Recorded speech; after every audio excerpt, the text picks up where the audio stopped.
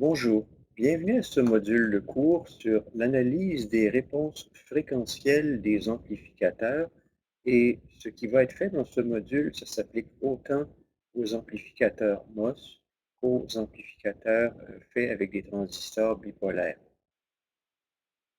Donc, on retourne aux bases. Ce circuit, il vous est montré comme un amplificateur source commune.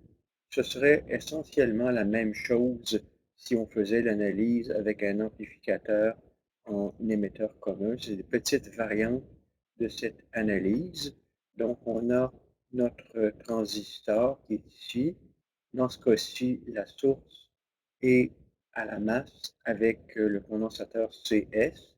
Et si on se rappelle, c'est grâce à ça qu'on obtient un gain plus important avec une polarisation stabilisée grâce à la résistance RS, mais en découplant le condensateur, pardon, la résistance RS avec le condensateur CS, c'est ce qui va nous donner le meilleur gain pour le montage d'amplification avec donc un condensateur CS, un condensateur CC1 et un condensateur CC2.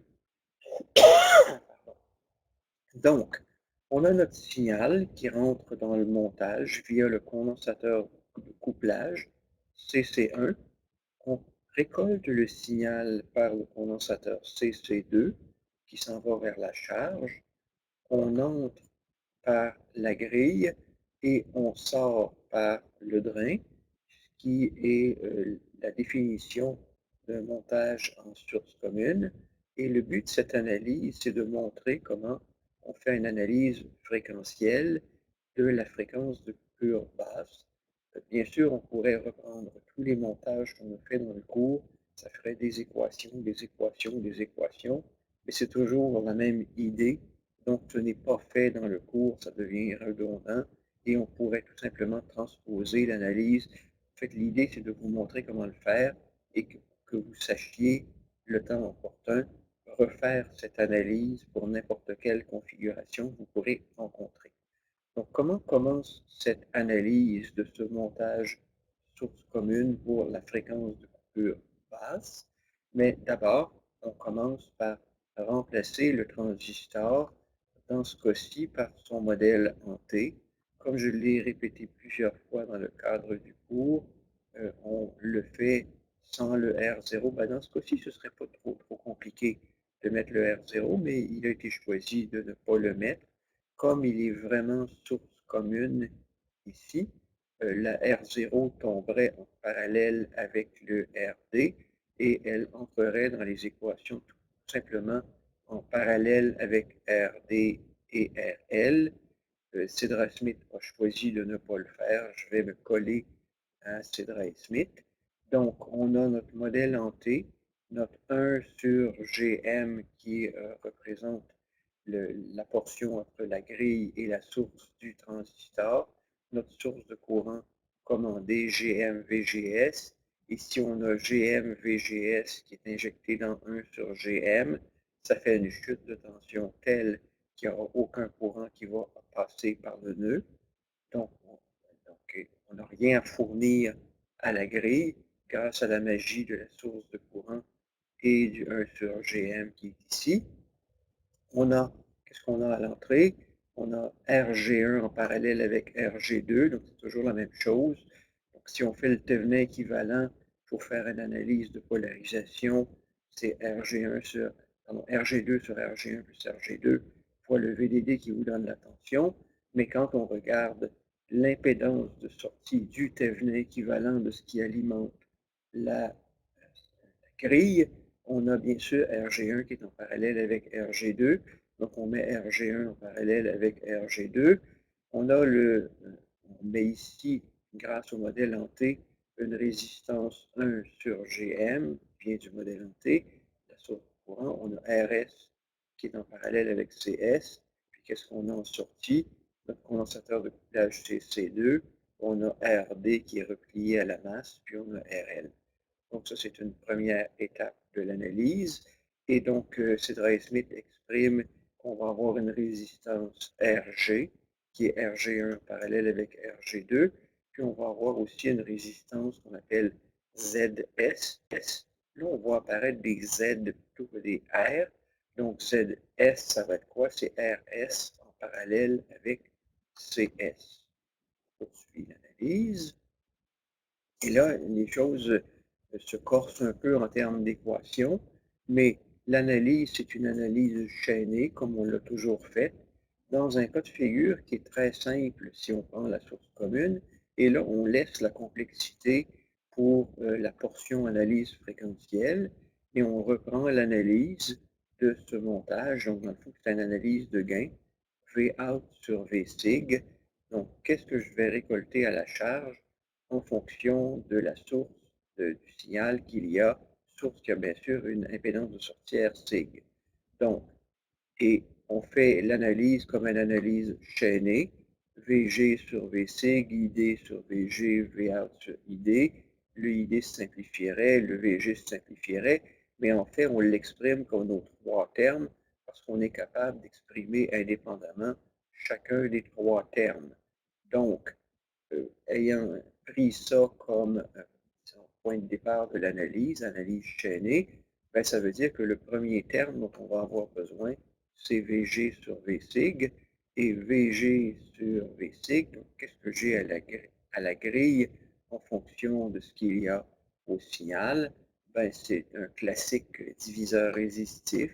Donc là, vous prenez le montage et c'est intéressant, même s'il n'y a rien qui entre, la manière avec laquelle on fait l'analyse, c'est qu'on dit ce qu'il y a ici se comporte de la même façon que si j'avais une résistance de 1 sur Gm qui est en série avec l'impédance ZCS. Donc, on peut exprimer comme, si en fait, on va vouloir exprimer le Rin, donc c'est RG sur RG. En fait, je suis allé un petit peu trop vite dans l'analyse, là. Donc, si on commence par le terme VG sur Vsig, et le terme VG sur Vsig, je vais regarder l'équation, je vais coller sur la dérivation qui est là. Donc, j'ai RG. Effectivement, donc si j'ai rien qui rentre là, je n'ai pas besoin d'en tenir compte. C'est ce qui est exprimé ici. Et donc, si j'ai rien qui rentre là, j'ai RG sur RG plus l'impédance qu'il y a à l'entrée. Donc, RG plus RSig plus 1 sur SC1. Donc, l'élément nouveau, c'est que jusqu'ici dans le cours, on a toujours fait comme si 1 sur SC1 avait une impédance de 0, connexion directe, on le remplaçait par 0, on aurait écrit RG sur RG plus RSig. Là, on ajoute une correction qui est le 1 sur SC1, 1 sur SC1 qui est en série avec RSig. Donc, c'est comme si l'impédance de sortie de la source était majorée de 1 sur SC1, donc l'impédance d'un condensateur en fonction de la fréquence dans le domaine S. Donc, on a maintenant notre premier terme, donc VG sur Vsig. Et là, ce qu'on va faire, c'est qu'on va exprimer ce terme-là en isolant le terme que l'on connaît, le RG sur RG plus Rsig, et en rentrant là-dedans RG sur Rsig. Donc, vous pouvez dire c'est RG plus Rsig divisé par RG sur Rsig, ça va vous donner un 1. Donc, c'est une manipulation algébrique simple qui est de prendre le SC1 qui est là, de le faire sortir pour avoir un S, et une manipulation algébrique élémentaire, ce que vous avez appris à faire en secondaire 5, vous amènerait à cette reformulation qui est RG sur RG plus Rsig fois S sur S plus 1 sur C1 fois RG plus Rsig. Notez que c'est le genre de choses que vous avez fait de façon répétitive aussi au cours de circuit. Donc, il n'y a rien de compliqué là-dedans. Et ça nous donne notre premier terme. Et vous voyez apparaître un 0 et un pôle. Donc, on a un 0 et un pôle. Et avec une fréquence de coupure ici, qui va être exprimée comme, donc le W, c'est S plus W. Donc, mon W, qui est 2π fois la fréquence de coupure, ça va être 1 sur C1 fois R sig plus RG. Donc ça, c'est la façon qui est directe de l'exprimer, mais si vous le regardez de façon intuitive maintenant, oubliez l'équation, oubliez la complexité de la dérivation. Vous avez RG qui est ici, vous avez R sig qui est ici, et la constante de temps de cette boucle, qu'est-ce que c'est? C'est RG plus R sig fois CC1, et c'est cette constante de temps qui détermine un un des pôles qui détermine la fréquence de coupure basse. Donc, c'est un des termes qui détermine la fréquence de coupure basse. Et donc, si on veut poursuivre l'analyse, donc on a ici, en fait, c'est le deuxième terme qu'on veut obtenir, donc le ID sur VG. Donc, pour obtenir le ID sur VG, on exprime ID. On dit ID, le courant de drain, est égal à IS, le courant de la source. Et le courant de la source, qu'est-ce que c'est? C'est VG divisé par 1 sur GM plus ZS. Donc, c'est là que ça entre. Vous voyez tantôt, c'est maintenant que ça entre dans l'analyse. Donc, le courant de la source, c'est le même que le courant qui est dans la résistance 1 sur GM, et c'est VG sur 1 sur GM plus ZS, qui est ici. Et là, maintenant, on peut développer, parce que le GM, ben, on peut le monter en haut. Donc, on multiplie par GM en haut et en bas. Donc, on sort le GM, là, si vous voulez. Donc, si je multiplie par GM en haut et en bas, je peux sortir, isoler le GM, et ça me donne, en reformulant cette équation, GMVG fois YS sur GM plus YS, YS étant l'inverse de ZS. Donc, voici une reformulation de cette équation. Encore une fois, c'est de l'algèbre élémentaire et ça vous amène au deuxième terme que vous avez ici dans l'analyse. Là, maintenant, on peut aller, avant de passer à la page suivante, peut-être je vais regarder cette courbe ici. Et ça, ce serait le cas de figure de la réponse d'un terme de type S sur S plus oméga P, donc essentiellement à 0 Hz. Si vous tendez vers 0 Hz, vous avez le terme en S qui est le pôle à la fréquence 0. Donc, c'est quelque chose qui est proportionnel à la fréquence. Et quand vous arrivez proche de oméga P, vous allez avoir le pôle qui va se mettre à jouer, qui va faire saturer le gain de l'ensemble et qui va vous donner cette réponse classique pour le terme S sur S plus oméga P. Et donc, c'est le terme avec une atténuation de 20 dB par décuple avec une fréquence de coupure de oméga P. Et donc, ça, c'est la réponse pour le premier terme VG sur V sig avec oméga P1 exprimé de cette façon-ci. Donc, on a notre deuxième terme ici. On poursuit l'analyse à la page suivante. Et donc, on a notre expression qui a été obtenue à la page précédente. Donc, VG divisé par 1 sur GM plus ZS. Manipulation algébrique directe. Donc, on isole GM fois VG et il nous reste comme terme, donc ceci devient donc une constante. C'est pour ça qu'on le fait. Un terme en YS sur GM plus YS. YS étant l'inverse de ZS, donc c'est une admittance. Donc, si on regarde l'admittance, ben, c'est le 1 sur RS plus l'admittance de ce condensateur qui est SC. Donc là, on vient d'exprimer le terme YS. Comme toujours, dans Cedra Smith, rappelez-vous qu'on peut tâtonner, on peut faire bien des méandres, puis à la fin, on peut simplifier l'ensemble d'équations. Et ça, c'est la façon la plus élégante de l'exprimer. Donc, vous avez le YS qui est ici.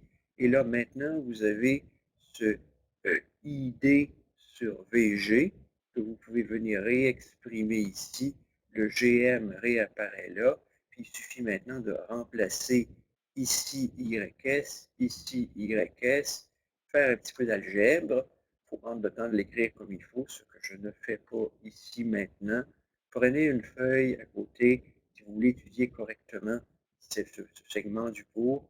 Prenez une feuille chez vous et écrivez YS comme ça, écrivez YS comme ça, et montrez que vous êtes capable de transformer YS sur GM plus YS par ce terme, que vous allez comprendre d'où ça sort, et ça vous donne donc ID sur GM, donc une autre transformation, et un terme de type S plus 1 sur CS RS, S plus GM sur RS sur CS, c'est donc un terme avec un 0 et un pôle.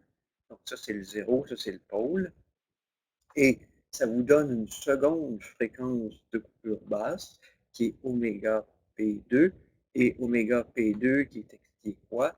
Ben, qui est cette constante de temps qui est exprimée ici. Donc, c'est le 2πf qui est la constante de temps qui est exprimée ici, qui est un terme en GM plus 1 sur RS divisé par CS, qui n'est peut-être pas aussi évident que ça à voir. Je ne peux pas le dire de façon aussi évidente que le précédent, mais c'est le genre de choses que je recommanderais bien sûr d'avoir sur votre feuille à la fin de la journée, là, quand vous pointez à l'examen, si on vous demande de calculer ça. Bien sûr, on peut vous demander de le prouver. Pas compliqué à prouver. On pourrait vous demander de le prouver, ou on peut vous demander de exprimer. Exprimer, c'est quoi la fréquence de coupure basse? Puis la fréquence de coupure basse, bien, on va l'avoir, c'est le terme que l'on a ici, le terme au dénominateur, et ça va vous donner le oméga P2, qui est un terme en GM plus 1 sur RS, divisé par C. Donc, c'est le oméga P2. On peut maintenant poursuivre l'analyse. Et donc là, on arrive avec le troisième terme. Retournons un petit peu en arrière pour voir d'où on vient et où on s'en va. Il nous manque le V-out sur ID. Donc, on poursuit avec l'analyse pour exprimer le V-out sur ID, le terme qui nous manque. Donc, c'est quoi le V-out sur ID? Bien, on va trouver ID. Et ID, on a le grand I grand D qui est égal au le I grand I petit d, pardon, qui est égal au grand I S, qui est le GM VGS. Donc, on peut exprimer. Et donc, le V out sur ID, ça va être quoi? Donc, si vous avez I out qui est là, et le V out, ça va être quoi? Ça va être ce terme, ce courant ID, que va multiplier l'impédance qui est ici. Donc, et bon, là, je constate qu'il y a quelques étapes qui ont été brûlées, là. Donc, si j'ai I out sur ID, je vais avoir le RDID. D'où ça sort cette équation-là? Je la regarde, j'essaie de vous la faire visualiser. Donc, j'ai le V out sur ID. Comment on arrive à écrire celle-là? I out, qui est ici. C'est quoi le I out en fonction du ID? Bon, ben, c'est un diviseur.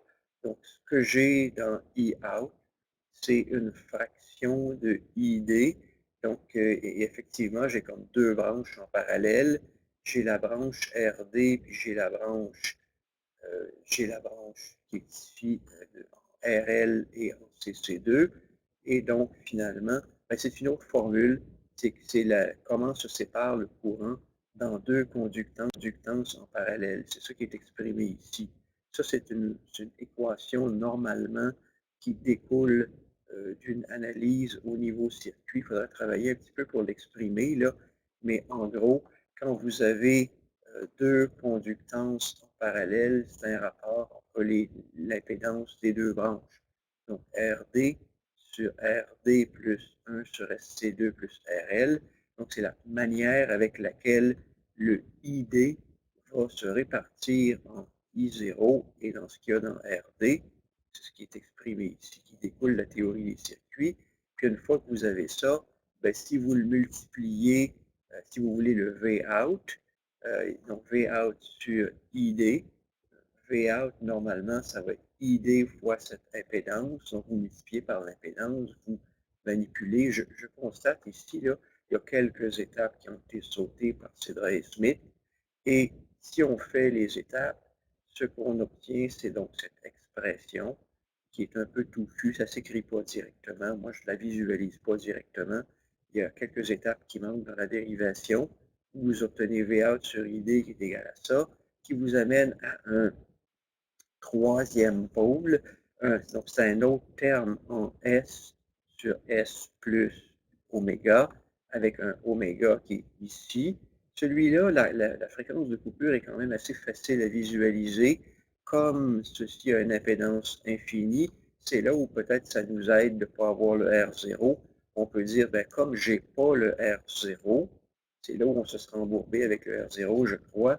La source de courant a une impédance infinie, puis ma fréquence de coupure, c'est celle qui est associée à la boucle ici, donc RL en série avec RD, et la fréquence, vous voyez que la constante de temps qui compte ici, c'est RL plus RD fois CC2, c'est donc la constante de temps qui compte, et c'est un terme en S sur S plus oméga, où le oméga sur 1, c'est 1 sur CC2 fois RD plus RL, donc ça vous donne le terme de la troisième fréquence de coupure.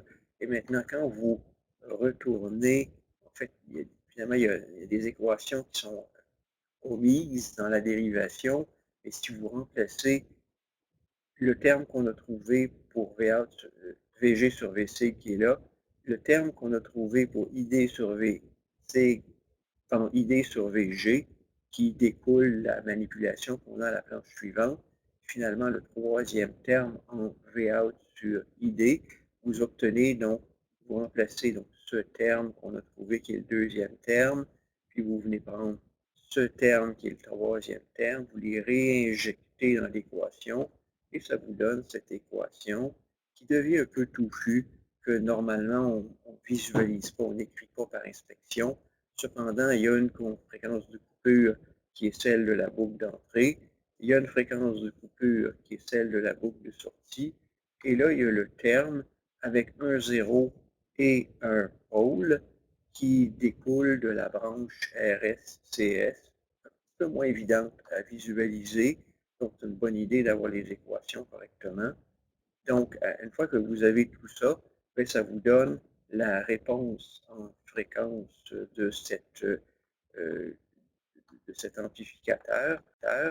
Et donc, à la page suivante, donc vous avez le gain. Et en passant, une chose importante à noter, Sidra et Smith ont travaillé pour réisoler un terme qui est exactement l'équation de gain que l'on avait pour l'émetteur commun. Ceci, c'est l'émetteur commun, qu'est-ce que je raconte? Le MOS en configuration source commune. Donc, pour un MOS en configuration source commune, l'expression de gain, c'était ça. Donc, finalement, on converge à tout ce qu'on a fait depuis le début du cours. Donc, on néglige l'effet des condensateurs, des trois condensateurs, parce qu'on suppose qu'on est à mi-bande et qu'à mi-bande, ils se comportent comme des courts-circuits signaux. Et on fait notre analyse de gain. Et quand on le fait au long, c'est ce qu'on vient de faire maintenant, qu'est-ce qu'on est éventuellement capable de réisoler le terme de gain mi-bande, donc le gain mi-bande, qui multiplie nos trois termes fréquentiels. Évidemment, c'est un peu touffu, c'est pas quelque chose qu'on visualise, c'est quelque chose qu'il est préférable d'écrire sur une feuillette de mémoire, bien sûr. Et là, maintenant, vous avez vos trois fréquences de coupure, oméga P1, oméga P2, oméga P3, qui ont été exprimées en cours de route. Puis là, on est prêt pour discuter. Et donc, quand on tient en compte et observer que dans cette analyse, il y avait un 0, il y avait un 0, et il y a ici un terme avec une fréquence donc, à 0 Hz. Là, il y a un terme qui est une fréquence de coupure haute, pardon, à WZ, donc un point de cassure à WZ. Mais en gros, si je regarde ce terme sur ce terme, ce terme sur ce terme, ça vous fait deux réponses de ce type. Et celle-là, comme il y a l'oméga Z, elle est plus compliqué. Donc, vous voyez le oméga Z qui arrive ici. Donc, quand vous faites votre analyse avec les courbes de Bode, analyse de Bode, comme vous avez appris à le faire dans votre cours de circuit, on ne refait pas ça ici. Si vous appliquez votre cours de circuit pour faire une analyse de type Bode, donc qu'est-ce que j'ai comme réponse à 0 Hz? Ensuite, qu'est-ce que j'ai comme réponse jusqu'à FZ? Donc, avant FZ, vous montez à 40 dB par décuple. Après FZ, vous montez à 60 degrés, 60 dB par décuple. Puis après FP1, vous redescendez de 20 dB par décuple. Puis ensuite, vous redescendez d'un autre 20 dB par décuple. La question intéressante, est-ce que FP1 est plus petite que FP3? Pas évident. Vous pourriez très bien avoir FP3 qui est plus petite que FP1. FP1 pourrait être égal à FP3. Donc, d'une façon arbitraire, on vous a dit, supposons que FP1 est plus petite que FP2, 3 est plus petite que FP2. C'est pas obligé que ce soit comme ça. Ça dépend vraiment des valeurs de résistance et de condensateur qui sont dans le montage. Donc, si FP1 est plus petit que FP3 est plus petit que FP2, alors la courbe va avoir cette forme-là. Donc, en quelque part, elle commence à 40 dB par décuple à fréquence très basse, elle monte à 60 dB par décuple, elle retombe à 40, elle retombe à 20, si les trois fréquences sont différentes. Si les fréquences se superposent, là, c'est une autre histoire. Ce serait un peu différent, mais ça ressemblerait beaucoup à ce que vous avez là. Et finalement, vous arrivez à votre gain à mi-bande et ça détermine votre fréquence de coupure basse. Et vous voyez bien sûr qu'avec 3 pôles, ben, c'est possible d'avoir une atténuation assez importante à basse fréquence. Une équation qu'on a ici, donc vous avez donc des pôles dominants. Il y a un point ici. Est-ce qu'on a ou est-ce qu'on n'a pas un pôle dominant? Je vais regarder dans les planches suivantes une méthode d'analyse dont on va se resservir et que je vais motiver un peu plus. Mais dans le cas où il y a, qu'est-ce que c'est un pôle dominant? Un pôle dominant, ça en serait un qui est à 2 octaves de distance, une octave, fréquence, un rapport de 2 en fréquence. Donc ça, ce serait une courbe représentative de ce qui se passe si vous avez un pôle dominant. Donc, on va savoir que les deux autres pôles ont été placés pour être à une fréquence d'au moins 2 fois plus basse que le pôle dominant. Donc, dans le cas où il y a un pôle dominant, bien, vous allez avoir une réponse qui va être de ce type, plat à mi-bande, puis vous allez descendre à 20 dB par décuple quand il y a un pôle dominant, à savoir que les deux autres pôles sont à au moins une fréquence, à un quart de la fréquence de votre pôle dominant. Sinon, vous auriez ce pôle qui peut chevaucher celui-là, et là, vous auriez tendance à descendre tout de suite à moins 40 dB par décuple, qui serait cette zone-là, mais vous n'auriez pas moins 3 dB ici, vous auriez moins 6 dB. Donc, la forme de la courbe changerait. Il y a aussi une autre expression qui vous est proposée. Dans le cas de figure où il n'y a pas un pôle dominant, mais où les pôles s'embarquent un par-dessus l'autre, il y a une expression qui vous est proposée sans preuve. Je vais vous montrer de où elle sort, mais une expression qui vous est proposée sans preuve, c'est que quand il n'y a pas un pôle dominant, dans ce cas de figure-là, la fréquence de coupure serait donnée comme la racine carrée de fp1 carré plus fp2 carré plus fp3 carré moins 2 fois fz.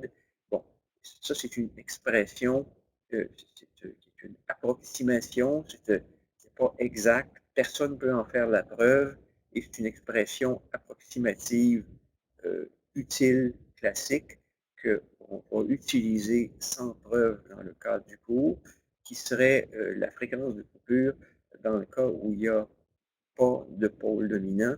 Remarquez que ces histoires de racine carrée de, c'est généralement ce qu'on appelle une moyenne quadratique, une moyenne géométrique entre les différents paramètres. Mais je vous répète, ceci c'est donné sans preuve, donc ici dans le cadre du cours, et c'est une relation qui est empirique, qui permet donc d'obtenir ce gain du montage. Donc, désolé, c'est pas supposé sonner cette affaire-là. Je ne peux pas éteindre.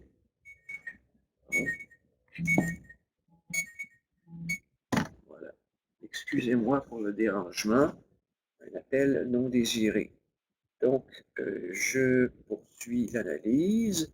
Et si je poursuis l'analyse, je veux maintenant me rendre à un cas de figure qui est très intéressant, en fait, un développement de la théorie qui est ce qu'on appelle le théorème de Miller. Vous allez voir pourquoi on fait ça. Le théorème de Miller, c'est quelque chose qui va devenir très important pour l'analyse à haute fréquence. Donc, pour faire l'analyse à haute fréquence du montage, donc d'un montage, il y a un théorème qui vient de la théorie des circuits et c'est un théorème extrêmement fort parce qu'il vous permet de faire des équivalences entre deux circuits. Donc, le théorème de Miller dit que si vous avez une impédance entre le point X et le point Y, donc cette impédance Z entre le point X et le point Y, vous pouvez, de façon équivalente, complètement équivalente dans un montage, si vous savez qu'il y a entre le point X et le point Y un certain gain A, vous pouvez le remplacer par deux impédances, Z1 et Z2. C'est le concept de ce qu'on va rechercher à faire. Donc, quand, dans un montage, quelque chose fait en sorte qu'il y a exactement un gain A entre X et Y, vous pouvez remplacer Z par une impédance Z1 et une impédance Z2 et le théorème de Miller dit que Z1 va être exprimé par Z sur 1 moins A et Z2 va être exprimé par Z2, ça va être Z sur 1 moins, pardon, 1 sur 1 moins 1 sur A. Bon, je m'excuse, je me suis ma langue fourchée en le disant, mais voici donc les termes qui correspondent au théorème de Miller. Ça peut sembler magique, ça peut sembler bien complexe, mais en fait, c'est tout simple, cette histoire-là. Le théorème de Miller consiste à dire quelle est l'impédance que je devrais mettre là, telle que le courant qui va sortir du nœud X va être exactement égal au courant, donc le courant qui va sortir du nœud X dans Z1 va être exactement égal au courant qui irait dans Z si sur Y il y a, euh, il y a une amplitude qui est exactement A fois X. Donc, pour obtenir ça, ben, on peut avoir Vx moins Vy. Vy est égal à A fois X. Et une fois qu'on a écrit ces relations, c'est une transformation algébrique directe. Je vais prendre le temps de l'écrire. Je fais pas ça d'habitude dans mes modules de cours. Mais si je m'en vais ici, et si je prends le temps d'écrire que Vy est égal à A fois Vx, et je fais que I va être égal à Vx moins Vy, Vx moins Vy est égal à Vx moins A fois Vx, A fois Vx, et là, ça transforme immédiatement dans Vx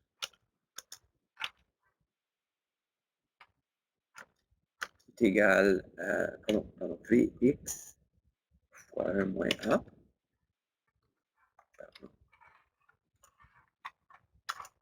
C'est tellement banal que je me suis permis de la dériver live pour vous. Et ça me permet de dire le courant I va être égal à Vx fois 1 moins A.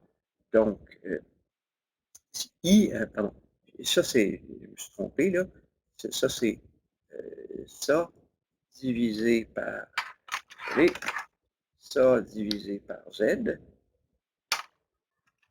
donc ça divisé par Z, et il m'a manqué un petit truc, et donc ça devient, là ce qui me manquait là-dedans, c'est donc Vx moins Vy divisé par Z, et donc ça devient, là ce qui me manquait là-dedans, c'est le divisé par Z. Il manque le divisé par Z. Et si je mets ici mon divisé par Z, puis là, et si je veux exprimer V y est égal à Vx fois 1 moins A sur Z, et si je fais maintenant Vx sur I dans Z1, vous voyez que Z1, ça ne peut pas être autre chose que Z sur 1 moins A. Z sur 1 moins A. Donc, si vous mettez ici Z sur 1 moins A, il va avoir le même courant. Il va avoir le même courant qui va entrer dans ce nœud avec une impédance Z1 qui est de Z sur divisé par 1 moins A que le courant qu'il y aurait entre X et Y si Y est égal à A fois X. CQFD, je viens de démontrer cette portion du théorème de Miller et l'autre se fait de la même manière. Il suffit d'exprimer donc Y comme étant A fois X, de regarder quel courant rentre dans Z à partir de Y, et en exprimant ça, vous allez dire le Z2 que je devrais mettre à Y pour que le courant qui rentre là soit le même que le courant qui rentre dans Z, ben le Z2, c'est celui-là. Donc là, on a maintenant le théorème de Miller. Et la raison pour laquelle ce théorème est extrêmement important, c'est que c'est une équivalence circuit. C'est toujours vrai. Donc, c'est quelque chose, donc c'est un genre de théorème puissant, c'est un joker, que vous pouvez sortir n'importe où quand vous faites une analyse de circuit, et ce terme est mathématiquement vrai, et il est vrai, il n'y a pas d'approximation ici, il est exact. Donc, le théorème de Miller peut toujours être invoqué dans un circuit quand vous savez qu'il y a un gain A entre le point X et le point Y. C'est une façon très puissante de découpler l'entrée d'un circuit de la sortie d'un circuit. Donc, on va maintenant se servir de notre théorème de Miller pour un cas de figure qui va nous intéresser particulièrement, qui est le cas où j'aurai un couplage capacitif à cheval entre une entrée et la sortie. Puis là, maintenant, l'impédance C, ça va être 1 sur SC. On peut reprendre l'analyse, mais ça donne exactement la même chose. Si l'impédance ZC, c'est 1 sur SC, on met 1 sur SC là-dedans avec le 1 moins A, ça vous donne maintenant le Z1 qui est 1 sur SC1 moins A, ce qui permet de dire maintenant qu'un condensateur C qui est à cheval entre X et Y a le même effet qu'un condensateur CM1 qui aurait une valeur de C fois 1 moins A. Et si on applique l'autre équation du théorème de Miller, on peut appliquer la deuxième équation du théorème de Miller, que le Z2, c'est Z sur 1 moins A, on le reprend ici, et donc ça fait Z fois 1 C multiplié par 1 moins 1 sur A, et donc le condensateur de sortie, c'est la même, c'est la transformation de Miller qui est appliquée au condensateur Z qui a une impédance 1 sur SC. Et donc, ça vous donne un condensateur équivalent qui est de C fois 1 moins 1 sur A. Donc là, maintenant, pourquoi ça devient important, cette histoire-là? C'est que si vous avez un montage qui a un gain et que le gain est de, par exemple, moins 10, si vous avez un montage qui a un gain de moins 10, à ce moment-là, le condensateur qui est à cheval entre X et Y va se retrouver transformé et multiplié par un facteur de 11 entre l'entrée et la masse. Donc, cette multiplication, donc le gain du montage multiplie la capacité parasite qui est entre l'entrée et la sortie. Et c'est pour ça que le théorème de Miller est si important quand on fait des analyses haute fréquence. Si vous avez ce même gain de 10, là maintenant, là, ça va jouer de façon inverse. Donc, si vous avez un gain de moins 10, donc comme il se passe avec notre amplificateur source commune ou notre amplificateur émetteur commun, donc votre gain de moins 10 entre l'entrée et la sortie va venir se transformer comme 1 moins 1 sur moins 10. Donc, vous allez avoir 1 plus 1 dixième, 1,1. Donc, votre condensateur va être comme 1. En fait, donc, si c'est moins 10, moins va s'annuler. Donc, ça va faire fois 1,1. Donc, en général, le théorème de Miller ne va pas produire des condensateurs qui vont, des capacités parasites qui vont être dominantes sur le nœud de sortie. En général, là où ça va se jouer, c'est que le condensateur qui est à cheval entre l'entrée et la sortie est rapporté entre l'entrée et la masse, puis il est rapporté multiplié par le terme 1 moins A. Ceci est vrai, mais en général, ça ne sera pas dominant dans un circuit. Là, maintenant, je voudrais peut-être m'arrêter pour faire une discussion par rapport au théorème de Miller. Qu'en serait-il si le gain entre X et Y était, par exemple, de 1? Si j'ai un gain de 1, si j'ai un gain de exactement 1, par exemple, si j'ai la même chose à l'entrée et à la sortie, j'ai un ampli qui me donne en sortie la même chose qu'il y a à l'entrée. Ben, dans le cas de figure, là, ça veut dire que c'est comme si le condensateur disparaissait. Donc, si A est égal à 1, le condensateur CM1 disparaît. Pardon, il est véritablement multiplié par 0.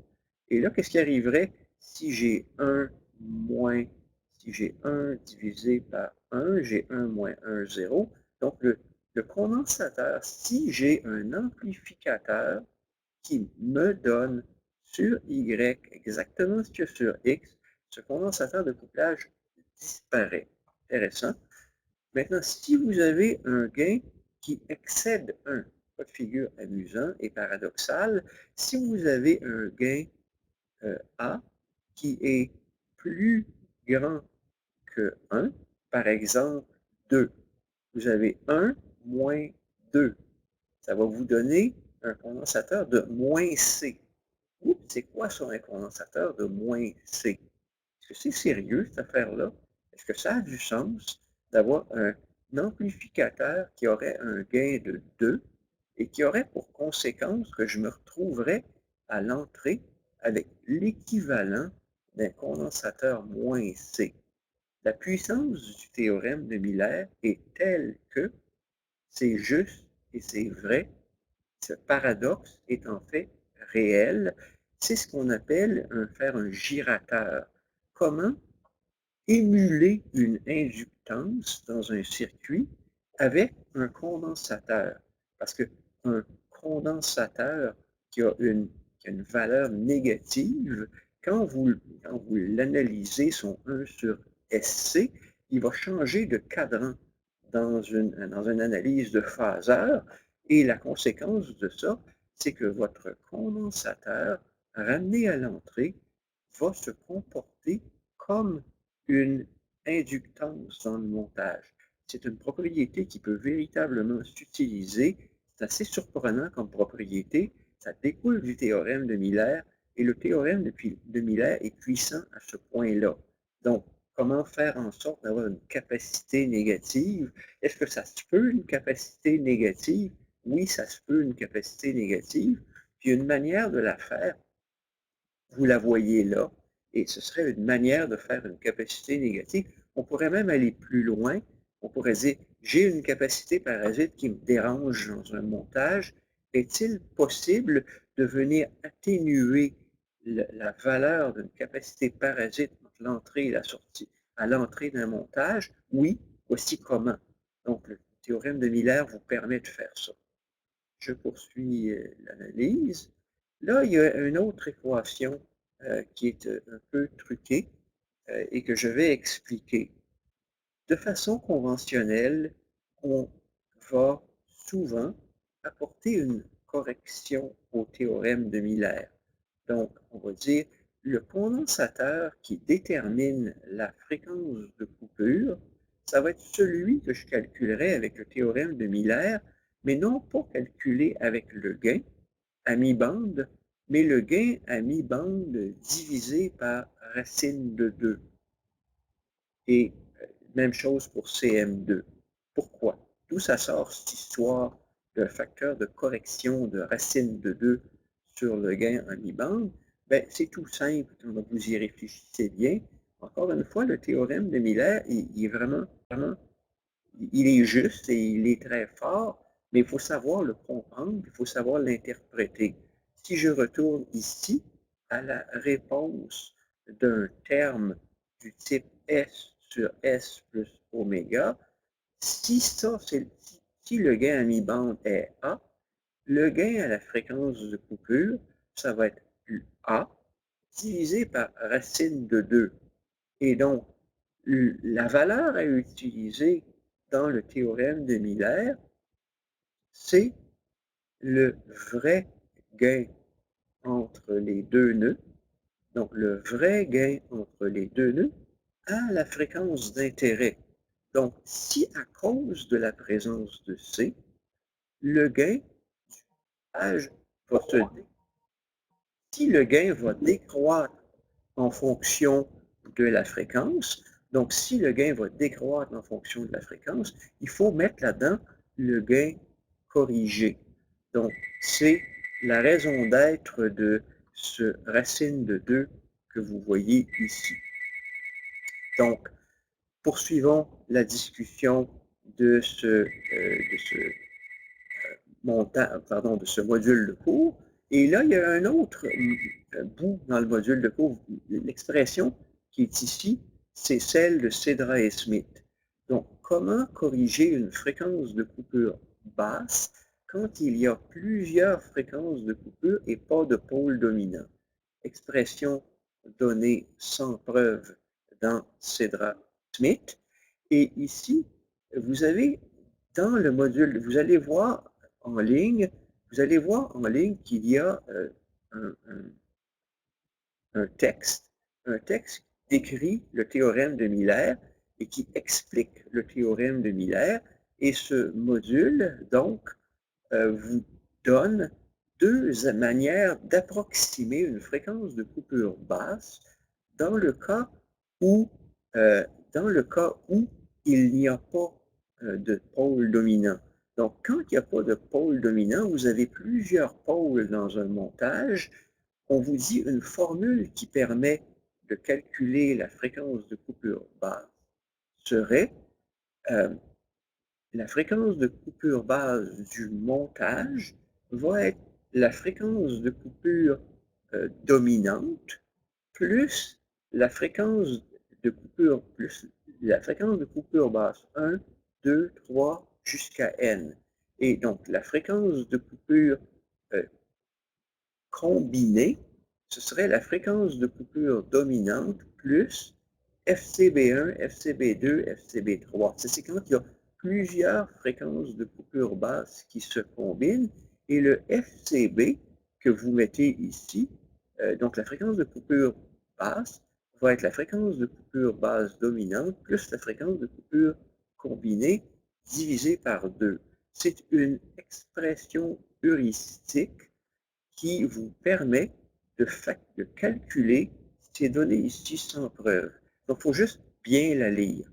Comment calculer la fréquence de coupure basse quand j'ai plusieurs fréquences de coupure basse dans un montage? On va calculer un terme qu'on va appeler la fréquence de coupure basse combinée. On va le dire, c'est la fréquence de coupure basse dominante plus FCB1 plus FCB2 plus FCBN. Bon, évidemment, vous pourriez dire qu'est-ce qui se passe s'il n'y en a pas de dominante. Bien, vous en prenez une de la gang, puis vous le faites.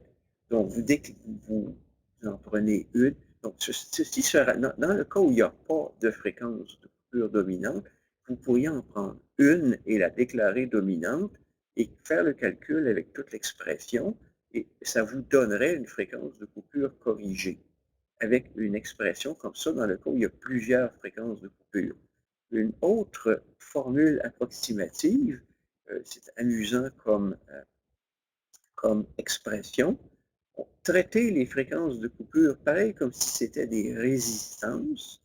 Prenez la formule pour calculer une résistance en parallèle et injectez ça dans ce terme et calculez une fréquence de coupure haute combinée, qui est fréquence de coupure haute ici, en parallèle avec fréquence de coupure haute, en parallèle avec... Donc, vous traitez vos fréquences de coupure comme si c'était des résistances. Ça vous donne une fréquence de coupure haute combinée.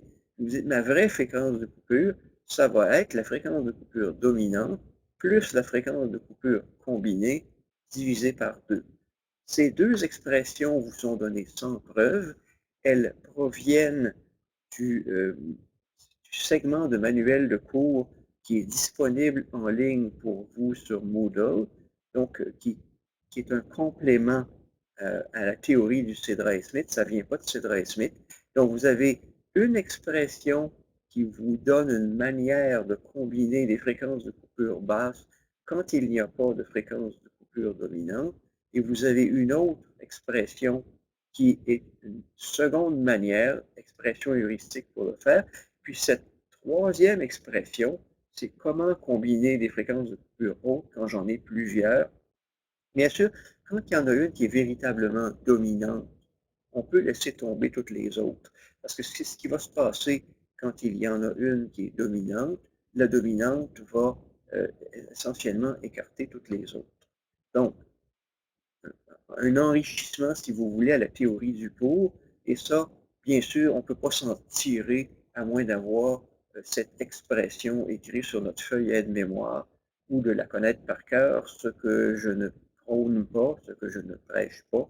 Donc, si jamais dans votre carrière d'ingénieur, vous rencontrez un cas de figure où vous avez plusieurs fréquences de coupure qui se chevauchent, rappelez-vous que dans ce cours, ici maintenant, on vous a proposé une formule pour combiner les fréquences de coupure et ça peut être un bon dépanneur pour voir comment corriger les fréquences de coupure. Oui, on peut vous demander de faire ça à l'intérieur d'un problème et il faudrait appliquer l'une ou l'autre de ces formules pour corriger la fréquence de coupure basse ou haute. Maintenant, un exemple de comment appliquer cette histoire de fréquence de coupure. On va faire comme exemple le cas pour la fréquence de coupure haute, le cas d'un amplificateur en configuration émetteur commun et on va faire le cas simple d'un amplificateur en émetteur commun sans résistance d'émetteur, parce qu'autrement tout devient complexe, bien sûr. Et l'objet ici, c'est vraiment de discuter la question des fréquences de coupure haute et comment estimer une fréquence de coupure haute. Dans cet univers, les choses deviennent tellement complexes rapidement qu'en général, on n'essaye pas de le faire de façon exacte, analytique. On essaie de l'estimer, on veut comprendre l'importance des différents paramètres, puis on veut être capable de voir en première approximation où est la fréquence de coupure haute.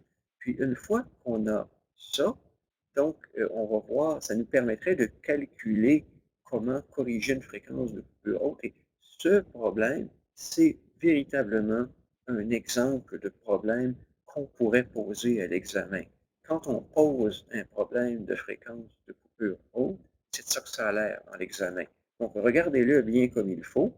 Et d'abord, on va commencer par l'analyser. Et donc, mon amplificateur en configuration émetteur commun, je le remplace par mon modèle à haute fréquence avec RP en parallèle avec le CP, avec le RX qui est en série, avec un condensateur CMU qui relie B' à C, de l'entrée à la sortie, avec ma résistance signal qui vient de ma source, avec la résistance RB qui est la résistance de base. Donc, votre RB, ce serait RB1 en parallèle avec RB2, typiquement. Qu'est-ce que vous avez dans la base qui vient polariser votre transistor? Il n'y a pas de résistance CE parce qu'on présume, on prend le cas simple, les choses sont suffisamment complexes comme ça. Et si on met une résistance CE, on va vraiment complexifier beaucoup les équations, puis on ne peut pas le faire. Et donc, on s'en va avec notre modèle ampli, modèle ampli à haute fréquence. Il y a un GM-VP avec, et qu'est-ce qu'on a en sortie? Ben, on a notre R0 en parallèle avec RC, en parallèle avec RL. Et donc là, on a remplacé, on fait donc l'analyse de la configuration émetteur commun sans résistance dans l'émetteur et on l'a fait à haute fréquence. Et la première étape, c'est de remplacer le transistor, non pas par son modèle ampli à fréquence intermédiaire, mais par son modèle ampli à haute fréquence, qui fait apparaître un condensateur CPI, CPI qui est ici, pardon, en parallèle avec l'entrée, puis un condensateur CMU qui est à cheval entre la base et le collecteur. Si on avait un MOS, ben, ce serait la même chose. Ce serait la capacité parasite entre la grille et la source, et entre la grille et le drain, et tout le reste continuerait exactement de la même manière. Donc, que ce soit pour un MOS ou pour un émetteur, un MOS en source commune ou un BJT en émetteur commun, c'est pareil. On fait juste ici, au lieu d'être CMU et CPI, ce serait CGD et CGS. Mais la suite de l'analyse est identique. Donc, comment on fait une analyse comme ça? Bien, constatez que tout ce qui est à l'entrée, c'est un réseau résistif. Donc, vous avez RB qui est en parallèle avec RSIG, qui est en série avec RX, qui est en parallèle avec RP, qui devient un RSIG'. Donc, tout le réseau d'entrée devient une résistance. RSIG en parallèle avec RB, plus Rx, parce que c'est en série, en parallèle avec RP, application banale directe de votre cours de circuit, qui vous permet maintenant d'avoir un RSIG', qui est en parallèle avec le CPI. Et là, on a notre CMU, puis on a notre GMVP, puis on a notre RL', qui est la combinaison parallèle de R0, RC et RL. On poursuit l'analyse et on se retrouve maintenant avec notre GMVP en parallèle qui injecte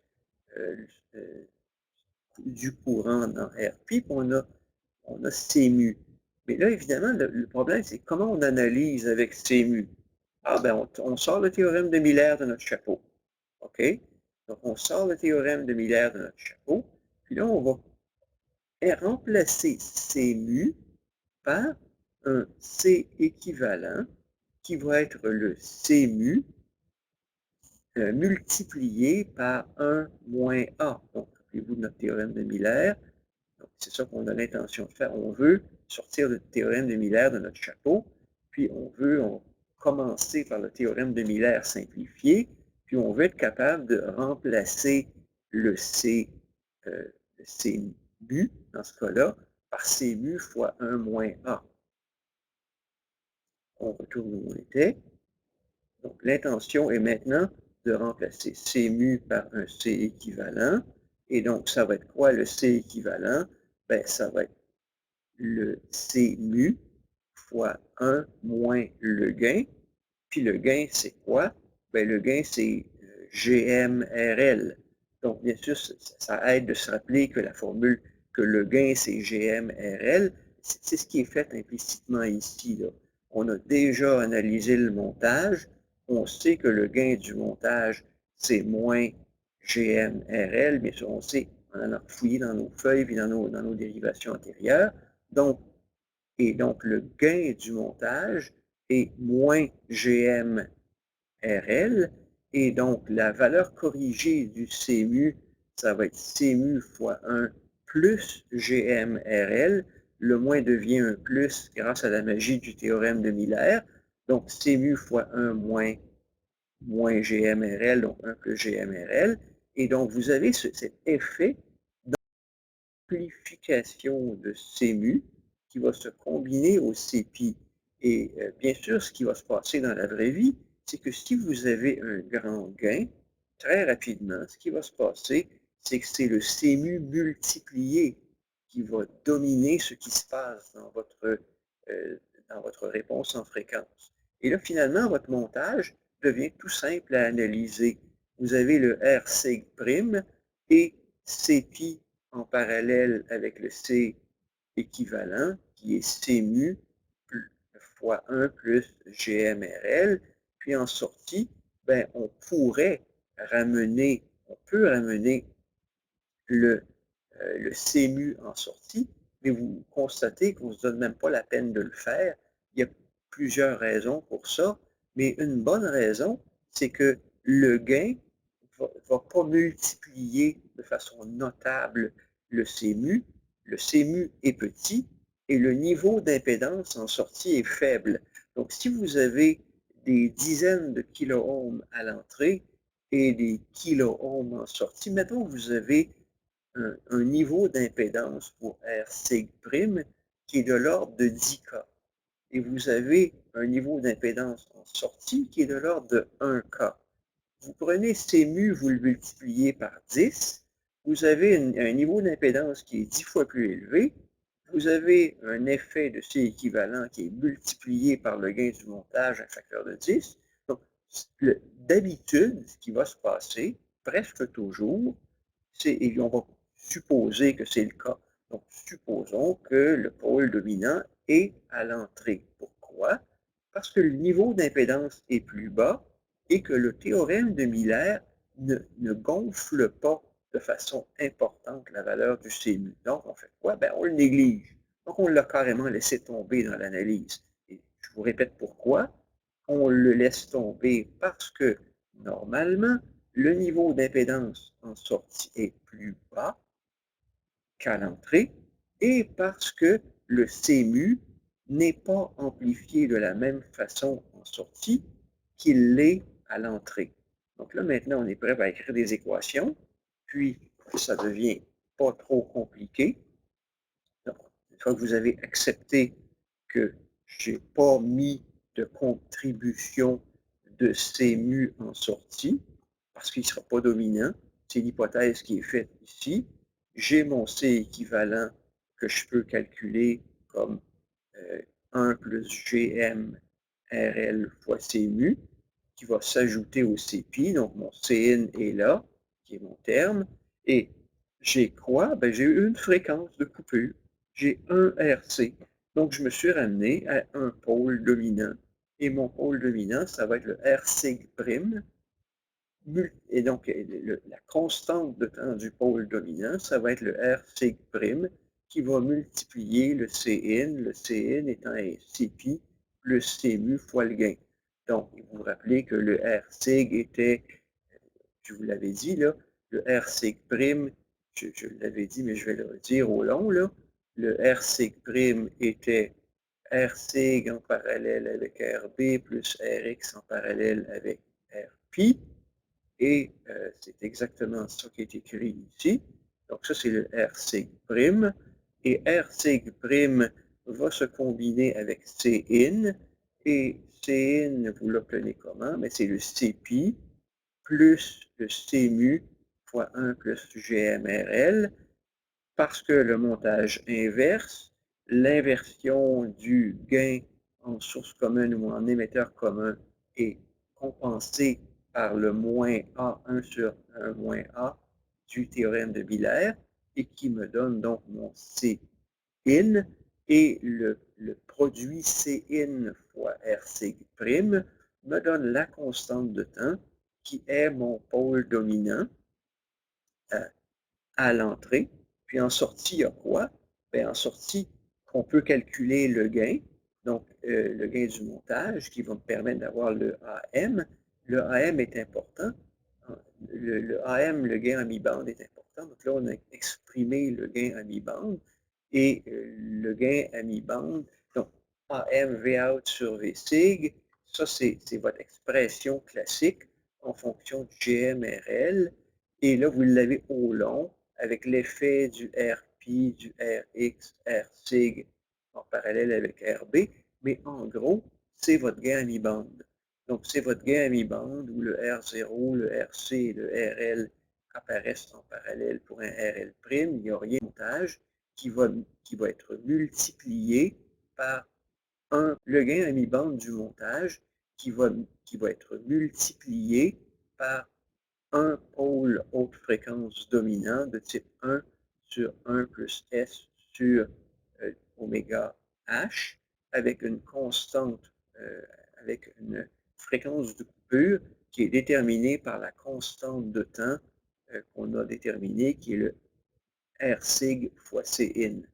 Donc finalement, on a toute notre réponse qu'on cherchait.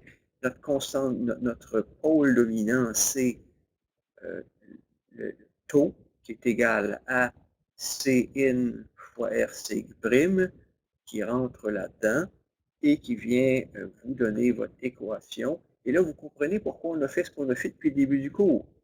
Calculez le gain à mi-bande et obtenez votre fréquence de coupure haute avec le pôle dominant.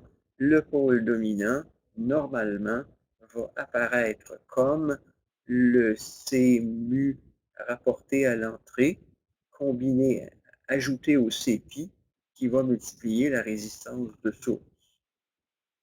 Donc, ça va vous donner votre fréquence de coupure haute. Donc, beaucoup de théories, oui, j'en conviens, et finalement, à la fin de la journée, qu'est-ce qu'on fait? On retourne à notre montage, et on veut analyser ce montage, mais on trouve le gain à mi-bande, on prend le CMU, on le retourne, on le replie à l'entrée, multiplié par le gain à mi-bande en faisant levier sur le fait qu'il y a moins A, un théorème de Miller. Donc, si le gain est de 10, c'est de moins 10, pardon, C mu va être multiplié par 11. Et faites attention, ça c'est une manière classique de vous enlever des points dans l'examen. Donc, si le gain est de moins 10, C mu va être rapporté par Miller par 1 moins A. Donc, un facteur de 1 moins A, moins 10 plus, moins 10, 10 plus 1, 11. 11 fois C mu plus le Cpi qui va se combiner avec cette résistance qui va vous donner votre fréquence de coupure. Donc, un exemple s'il vous plaît. Donc, un exemple. Voici donc un problème typique qu'on va retrouver dans un examen. Donc, tout bon examen final va avoir un problème d'analyse de la fréquence de coupure haute. Ça va prendre plus ou moins cette forme-là. On vous donne un ensemble de paramètres. On vous donne un courant d'émetteur. On vous donne la résistance à mettre à la base parce que vous en avez besoin dans le calcul. On vous donne une résistance de collecteur, une résistance de signal qui a été choisie pour être une valeur relativement élevée. Et puis, on vous a donné donc une résistance de collecteur. Et vous voyez, si la résistance du signal est du même ordre de grandeur que la résistance de collecteur, donc le théorème de Miller va être un multiplicateur en entrée. Et donc, c'est pas vrai de dire que la résistance de sortie est plus basse que la résistance en entrée. Cependant, le théorème de Miller multiplie la capacité du côté de l'entrée, mais il ne la multiplie pas vraiment du côté de la sortie. Donc, il n'y a pas beaucoup d'effets en sortie. Donc, c'est le pôle dominant va être à l'entrée. Vous avez votre RL 5 kΩ. On vous donne un bêta. on vous donne le VA, qui vous permet bien sûr de calculer un R0, donc VA sur IC. Donc, puis comme IC est égal à IE parce que dans ce cas de figure, c'est le montage, hein, donc vous pouvez calculer directement le R0. Et là, on vous donne un CMU, puis on ne vous donne même pas de CPI. C'est simple, hein? On ne vous donne même pas de CPI. On vous dit supposer que CMU, c'est 1 picofarad, et on vous donne donc un FT pour le transistor de 800 MHz, puis un RX de 50 ohms. On vous dit déterminer, déterminer la fréquence de coupure. En fait, déterminer la fréquence où il n'y a pas de transmission, fréquence de gain unitaire, je présume. Donc, on fait l'analyse, on prend IC à peu près égal à 1 mA, on vous a donné le IE. Ça permet de calculer le GM. Attention, il y a une attrape là. Je vais me permettre d'aller dans un autre module de cours. Et le GM est égal à IC sur VT, il sort de là. C'est peut-être pas une expression qu'on mettrait naturellement sur notre feuille aide-mémoire, parce que très souvent, c'est pas ça dont on a besoin pour calculer le gain d'un montage en émetteur commun, mais mettez-la donc sur votre feuille aide-mémoire. GM est égal à IC sur VT pour un montage en émetteur commun, parce que c'est exactement ça que Cedra et Smith fait, sans autre forme de procès. GM est égal à IC sur VT, qui vous permet de calculer la transconductance du transistor. Et l'intention est bien sûr de venir plugger cette formule-là. Et la formule est une fonction de GMRL. Donc, ce serait utile d'avoir le GM si vous voulez être capable de calculer cette expression-là. C'est ça qui est en train, c'est ce que Cedra et Smith fait. Je vais juste vous montrer la version linéaire de la discussion. Puis bien sûr, si vous êtes devant un problème comme ça, puis vous ne l'avez jamais rencontré, ben peut-être qu'il ne vous viendra pas à l'esprit d'aller calculer le GM. Mais si vous n'avez pas le GM et que vous tombez sur votre feuille et qu'on vous dit que c'est in, c'est 1 plus GMRL, et vous avez toujours le droit de mettre ici le gain de tension du montage et changer de signe. Donc, moins GMRL, c'est le gain de tension du montage. Donc, peut-être que la forme que ça va prendre concrètement, vous n'avez pas les 36 équations pour les 36 configurations, mais je vous donne le droit de dire que ça, c'est moins A. Donc, moins A dans un montage, dans ce cas-ci, ça devient plus GMRL. Dans le problème de Cedra et Smith, donc, vous avez votre GM qui vous permet de le calculer. Vous avez le RP, vous avez le R0. R0, c'est VA sur IC. Le RP, évidemment, comme il y a RP là-dedans, ça nous prend le RP. Il faut retourner chercher la formule du RP. Je présume que la formule du RP n'était pas loin là-dedans. Donc, c'est dans ce module de cours qu'on a la formule de RP. Je n'ai pas bien préparé mon terrain pour la trouver, mais c'est une des équations, RP ou RP. Ah ben tiens, RP est là. Ça tombe bien. RP, VE sur IB, bêta sur GM. Bon, OK. Donc, comme on vous a donné le bêta, je me demandais pourquoi on donnait le bêta, mais vous en avez besoin pour calculer le RP. Donc, RP, c'est bêta sur GM. Donc, on retourne ici. Donc, RP, c'est bêta sur GM. Si vous n'avez pas la formule sur votre feuillette mémoire, vous êtes dans le trouble. Donc, RP est égal à bêta sur GM sur votre feuillette mémoire. Et là, on vous a donné le bêta. Vous avez calculé le GM. Vous pouvez maintenant calculer le RP, valeur classique typique. Donc, vous pouvez trouver votre RP, R0. Et là, maintenant, quel est OK, d'accord. On fait une autre balle courbe. Le CPI et le CMU. D'où vient le CPI et le CMU? D'où est-ce qu'il a sorti le... C'est intéressant, on vous a donné le FT. On vous a donné le FT du transistor, et pour ça, il faut avoir la formule qui me donne le le CPI qui est là, c'est un petit peu cochon comme problème, je ne vous cache pas, là, parce que si je vous ai, normalement, dans un problème d'examen, on va vous donner le CPI, là, on ne vous a pas donné, regardez la solution, elle est là, c'est exactement la solution du Sidra et Smith.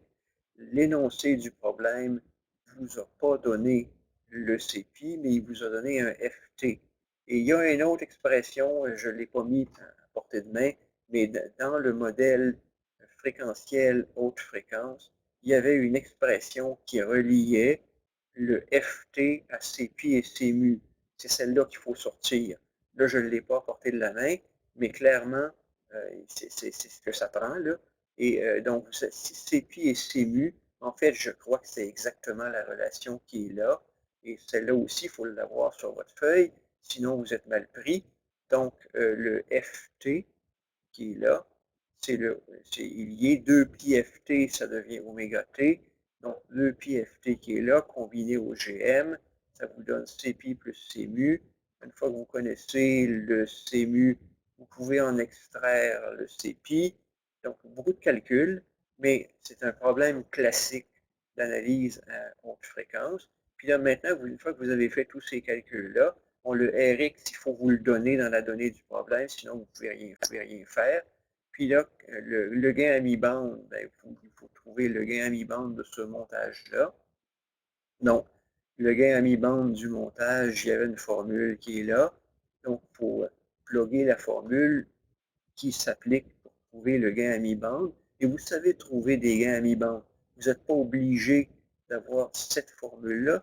Appliquez la formule qui s'applique pour trouver le gain à mi-bande du montage dans le contexte. Donc, vous calculez le gain à mi-bande et donc avec la formule qui est donnée précédemment. Et là, maintenant, on peut poursuivre l'analyse, puis finalement, donc c'est ce qui est fait pour le calcul du gain à mi-bande. Moi, ce qui m'intéresse vraiment ici, c'est sachant que mon gain à mi-bande, en fait, j'ai trouvé mon gain à mi-bande qui est de moins 39, donc volt par volt. Donc, si mon gain à mi-bande, c'est de moins 39, ben, je vais multiplier mon condensateur, mon GMRP, je vais le moins GMRP, ben, je vais le multiplier, donc, vous regardez ici la formule, le 7 picofarad plus 1 picofarad fois 1 plus le gain en valeur absolue.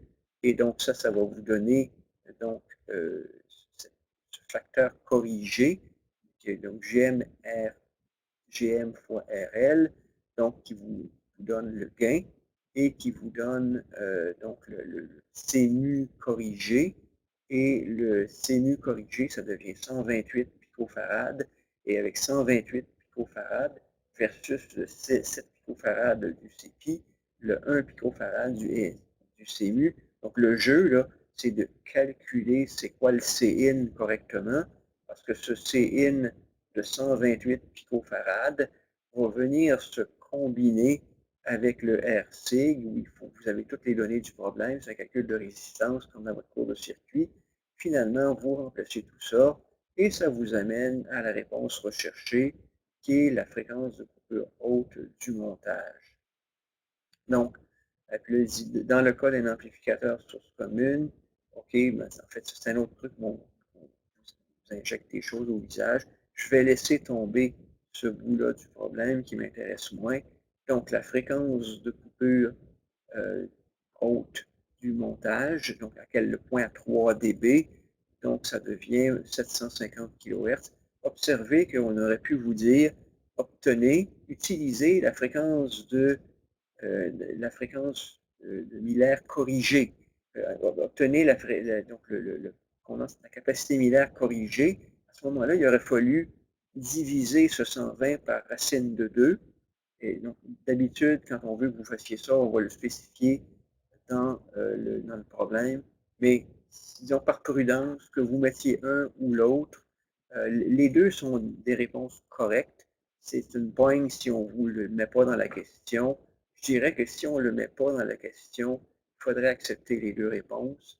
Si on vous le met dans la question, tenir compte de la fréquence de coupure réelle du montage, pardon, tenir compte tenez compte du gain réel du montage. À ce moment-là, il faut mettre ici le gain divisé par racine de 2. Vous voyez que dans ce problème, Cedroy Smith l'a pas fait.